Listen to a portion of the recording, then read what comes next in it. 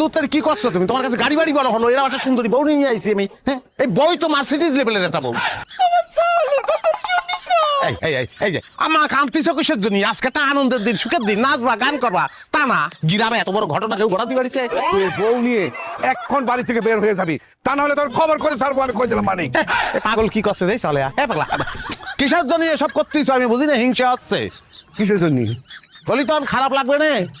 আমি এরকম একটা সুন্দরী বউ বিয়ে করে আনিছি, তুমি নিজে তো একটা সুন্দরী বউ এরকম বিয়ে করে আনতে পারো নি। কি করলি? তোমার ছাওয়ার কি করলো?